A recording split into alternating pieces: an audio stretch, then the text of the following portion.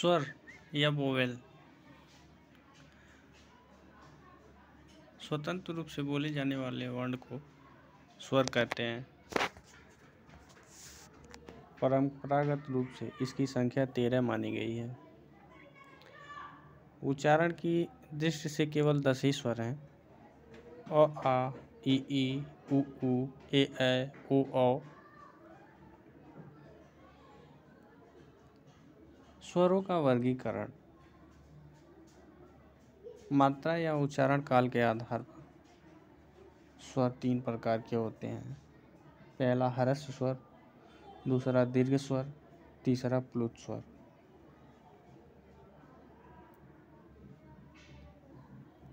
ह्रस्व स्वर जिनके उच्चारण में कम समय यानी कि एक मात्रा काल का समय लगता है उसे ह्रस्व स्वर कहते हैं। जैसे अ, ई, उ। दूसरा दीर्घ स्वर जिनके उच्चारण में ह्रस्व स्वर से अधिक समय यानी कि 2 मात्रा काल का समय लगता है उसे दीर्घ स्वर कहते हैं।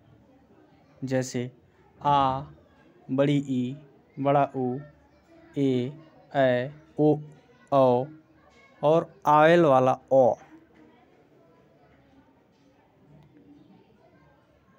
तीसरा है प्लुत स्वर जिनके उच्चारण में दीर्घ स्वर से भी अधिक समय लगता है। जैसे इसका प्रयोग किसी के पुकारने में या नाटक के संवादों में इसका प्रयोग किया जाता था। जैसे राम, आम। जीव के प्रयोग के आधार पर स्वर 3 प्रकार के होते हैं। अग्र स्वर, मध्य स्वर, पश्च स्वर। अग्र स्वर पहला, जिन स्वरों के उच्चारण में जीभ का अग्रभाग काम करता है उसे अग्र स्वर कहते हैं। जैसे ई, ए।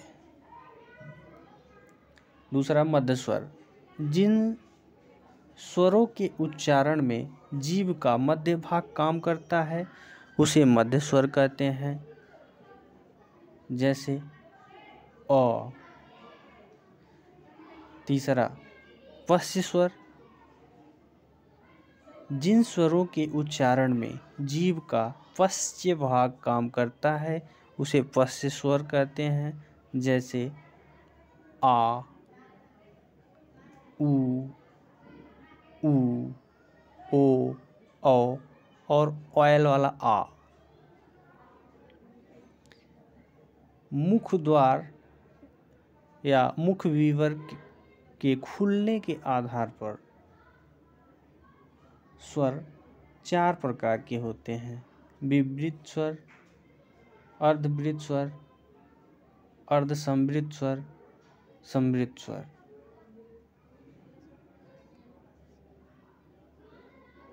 पहला है विवृत स्वर जिन स्वरों के उच्चारण में मुख द्वार पूरा खुलता है उसे विवृत स्वर कहते हैं। जैसे आ। अर्धविवृत स्वर, अर्धविवृत स्वर जिन स्वरों के उच्चारण में मुख द्वार आधा खुलता है जैसे आधा खुलता है उसे अर्धवृत स्वर कहते हैं। जैसे अ, ए, औ और ऑयल वाला आ। अर्धवृत अर्धसंवृत स्वर जिन स्वरों के उच्चारण में मुख द्वार आधा खुलता है उसे अर्धसंवृत स्वर कहते हैं। जैसे ए और ओ। संवृत स्वर जिन स्वरों के उच्चारण में मुख द्वार लगभग बंद रहता है उसे संवृत स्वर कहते हैं। जैसे ई, उ। ओठों की स्थिति के आधार पर स्वर 2 प्रकार के होते हैं। पहला आवृतमुखी स्वर और दूसरा वृत्तमुखी स्वर। जिन स्वरों के उच्चारण में ओठ वृत्तमुखी या गोलाकार नहीं होते हैं उसे आवृतमुखी स्वर कहते हैं, जैसे अ, आ, ई, ए। वृत्तमुखी स्वर।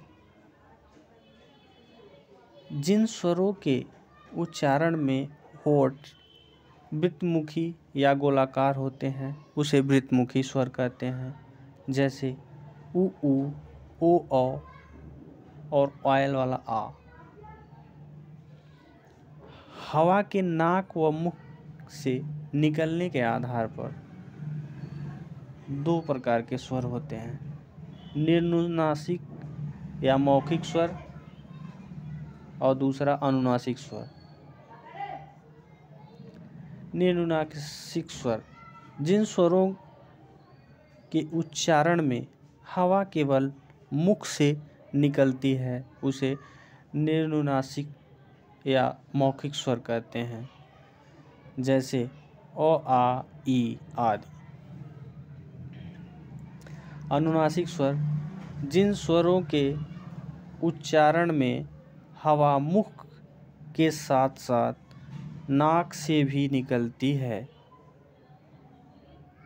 उसे अनुनासिक स्वर कहते हैं, जैसे अ, आ, ई आदि। घोषत्व के आधार पर घोष का अर्थ है स्वर तंत्रियों में श्वास का कंपन। स्वर तंत्री में जब कंपन उत्पन्न होता है तो सघोष ध्वनियाँ उत्पन्न होती हैं। सभी स्वर सघोष ध्वनियाँ होती हैं।